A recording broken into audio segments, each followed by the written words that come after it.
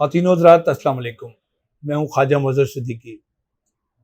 ज़िंदगी मुसलसल जद्दोजहद का नाम है। ज़िंदगी को हरकत कहते हैं। हम जब अपने समाज में नज़र दौड़ाते हैं तो हमें लोग हरकत में नज़र आते हैं, काम काज में मशगूल नज़र आते हैं, मसरूफ़ नज़र आते हैं।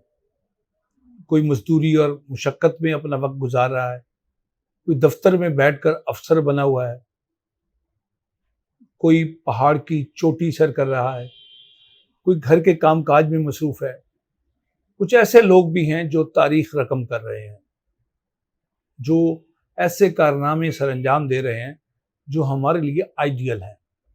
मैं आपको आज एक ऐसी शख्सियत से मिलवाता हूँ जो ज़िंदगी को भरपूर अंदाज में जी रहे हैं।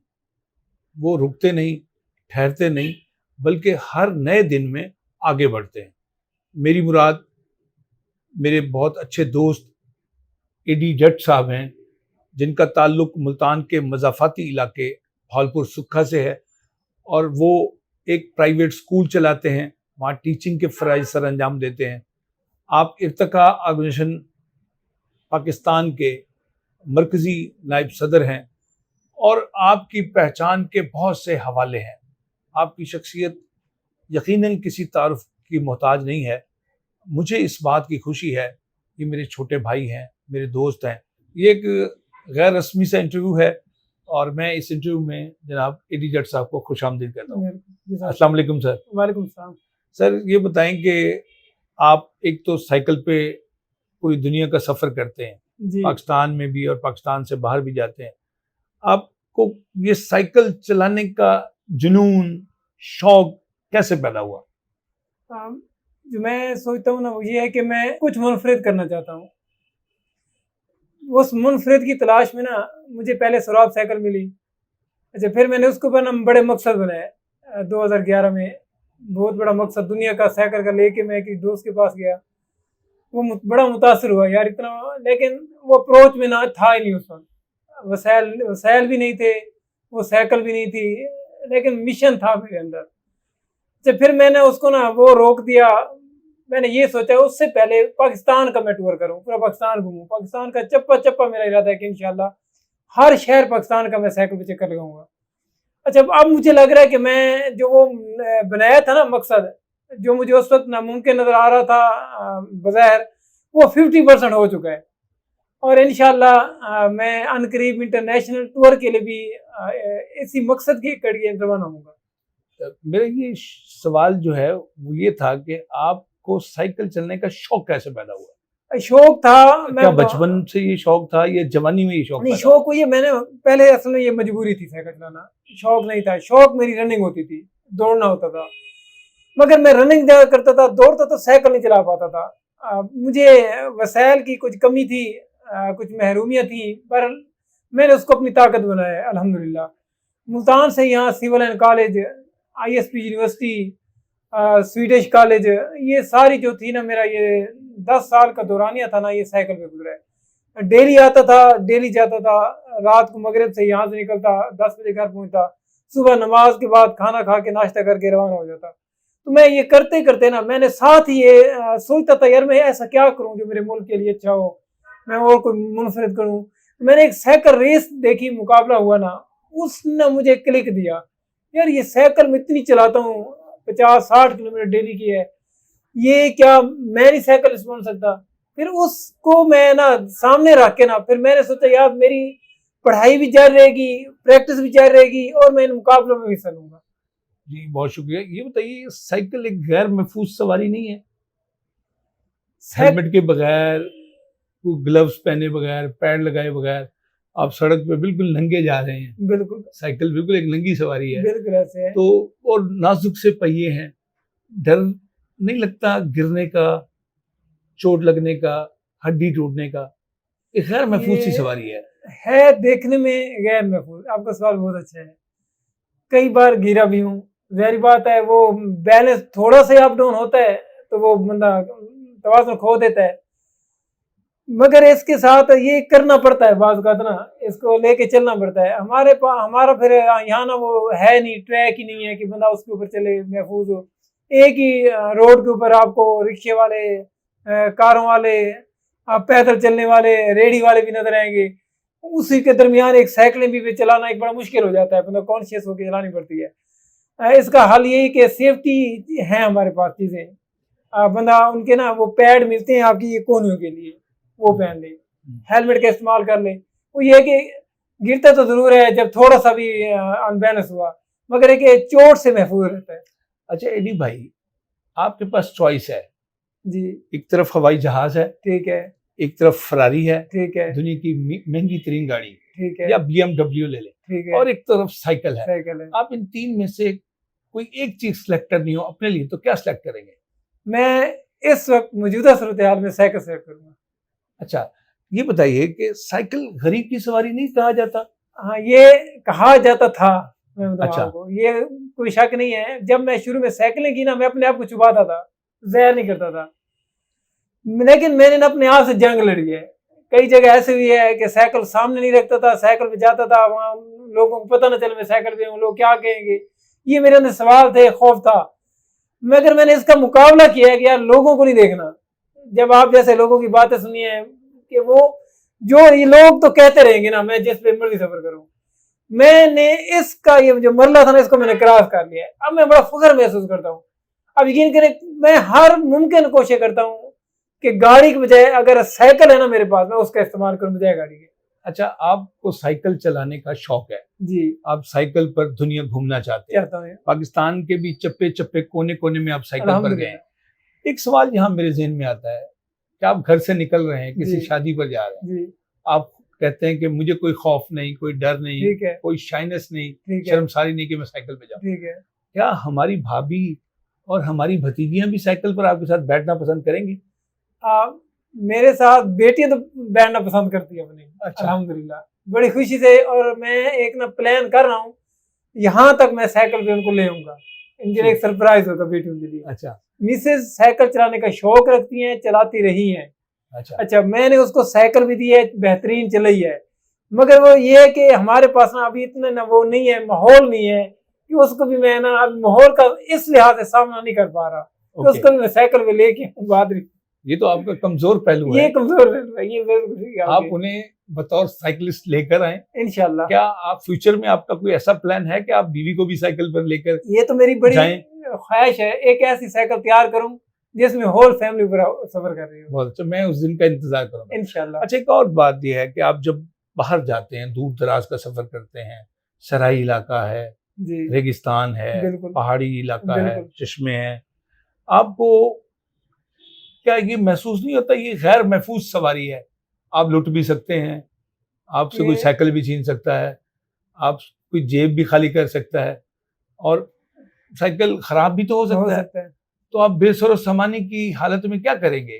تو کیا اس کے لیے آپ تو یعنی کہ حفاظت کے لیے کیا کرتے ہیں؟ آپ جب آپ ٹورس پہ جاتے ہیں، ہم 15 دن 20 دن ہم دیکھتے ہیں آپ کو سوشل میڈیا پر کہ آپ سفر پہ نکلے ہوئے ہیں، تو ایک غیر محفوظ سواری، جان بھی خطرے میں اور علاقہ بھی غیر. تو ایسی صورتحال میں آپ کیا کرتے ہیں؟ صورتحال میں نا توکل اللہ ہوتا ہے. یہ ساری چیزیں ہوتی ہیں ہمارے علم میں کہ رات کو آپ دیکھیں، ابھی لاسٹ ٹائم جب گئے نا ٹور پہ تو وہاں لکھا ہوتا یہاں شیر ہیں، احتیاط سے گزرے ہیں، احتیاط سے کیمپ لگے ہیں، ان کی حفاظت کریں. میں نے حاج صاحب کو کہا ہمیں اپنی حفاظت چاہیے، نہ کہ ان کی حفاظت کریں. میں نے کہا دیکھیں بات یہ ہم یہ رہتا ہے ڈر، یہ ہر وقت ہی رہتا ہے ٹور کے دوران، کچھ بھی ہو سکتا ہے. پہاڑ کے دامن میں سوتے ہیں، پتھر گر سکتا ہے. کہیں اب ایسے علاقے آتے ہیں جہاں پر جنگلی جانور ہیں، ٹینٹ لگا کے سوتے ہیں، خوف ہوتا ہے یار یہ کوئی آ کے حملہ نہ کر دے جنگلی جانور یہاں پر. مگر ساتھ نا اس کا ہمارے پاس سلوشن جو ہے نا، وہ ایک تو ہے سب سے بہتر جو ہے نا، وہ توکل اللہ ہے. جو دیکھے اللہ کے ساتھ اس کے جو ہم نے اذکار کرتے ہیں نا جانور سے، شر سے بچنے کے، میں لگتا ہے وہ ہمارا نا ایک حالہ بنا ہوا ہے، آتا بنا ہوا ہے. اللہ تعالیٰ ہمیں اس سے بڑا محفوظ رکھتا ہے. اور ہم مصیبت ازمائشیں آئی ہیں، قریب سے گزر گئی ہیں، لیکن ہم اس سے بڑے محفوظ رہے ہیں. اب اس کے لیے نا جو یہ چیزیں تو وہ ہیں نا جو ہم محسوس کرتے ہیں، ہر ایک اس پہ یقین نہیں کرے گا. اب ہم نیکسٹ نا اپنے ہر ٹور میں نا چیزوں کو امپروو کر رہے ہیں. اب اس کے لیے کچھ آلات ہیں، چیزیں ہیں ہمارے پاس ہونا ضروری ہے، تاکہ جیسے الیکٹرک گن ہے وہ ٹورسٹ کا ایک ویپن ہے، وہ لازماً ہونا چاہیے. ایک سٹک ہے وہ اس میں سپرنگ نما ہوتی ہے, ہاتھ جتنی ہوتی ہے, جیسے اس کو آپ کلک کرتے ہیں فوری بڑی ہو جاتی ہے. آپ کسی بھی جیسے کوئی فوری کتا جانور حملہ کرتا ہے فوری اس کو ماریں گے, اس کو ایک دو کا ٹھکانے آ جائے گی. یہ دو آلات ہیں جو میری اب خواہش ہے, کوشش ہے, اس کو میں اب اگلے ٹور میں رکھوں. جس طرح آپ نے کہا نا جنگلی جانور, اب ایسا ہو بھی سکتا ہے. اچھا اس میں ہم نا اکثر دوست یہ کہتے ہیں بھائی اس دوران ہم نے گروپ کی شکل میں رہنا ہے, ہر ایک نے بچاؤ نہیں کرنا, ہماری سیفٹی اسی میں گروپ کی شکل میں ان کا مقابلہ کریں گے.